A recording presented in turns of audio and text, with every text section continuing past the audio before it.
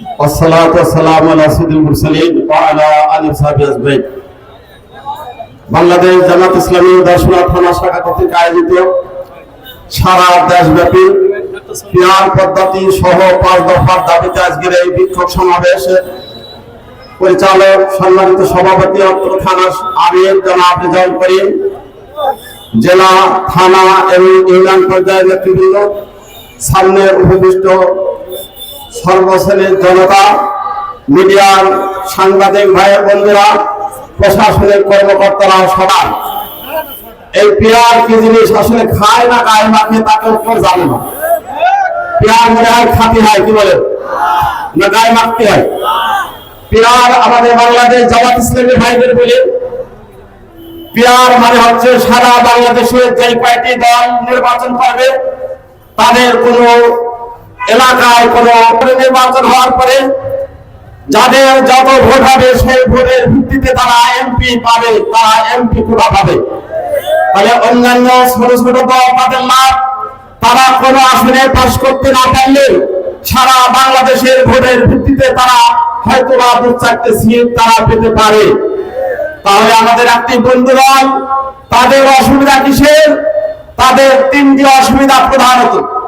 একটি অসুবিধা, তাদের এই এমপি তাদের যখন এলাকায় সিলেকশন দেয় তার মাধ্যমে তারা একটা মোটা অঙ্কের টাকা নেয়, এই টাকার বাণিজ্য হবে না।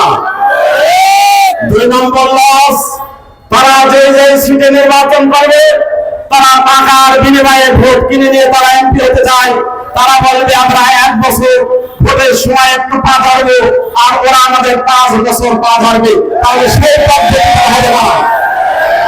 3 নম্বর লস হচ্ছে তারা তাদের এলাকায় বেশি শক্তি তারা নিয়োগ করে নিজেকে নির্বাচিত হওয়ার কোনো সুযোগ সুবিধা থাকবে না, যার কারণে তারা এই পিয়ার আসলে বলে খাতি হয় না গায়ে মাখতে হয় মুখে তারা আবার এই পিয়ার পদ্ধতি বুঝে নাকে খড় দিয়ে তারা নির্বাচনে আসবে ইনশাআল্লাহ।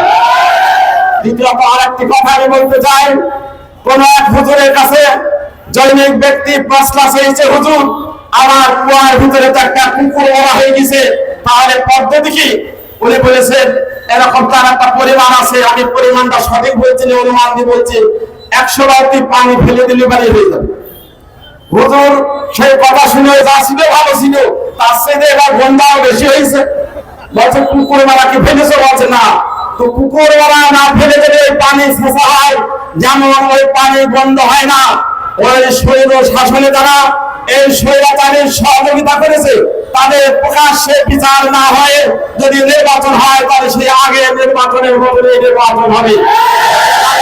জামাত ইসলামী চাই তাদের উপযুক্ত বিচার হয়ে তাদের একটা শাস্তির ব্যবস্থা করতে হবে। আমরা 3 দফা 5 দফা দাবির ভিতরে আরেকটি দাবি আপনাদের কাছে উল্লেখ করতে চাই। বাংলাদেশ জামাত ইসলামী আসলে এই জুলাই সনদ করেই ফেব্রুয়ারিতে তারা নির্বাচন করতে চায়।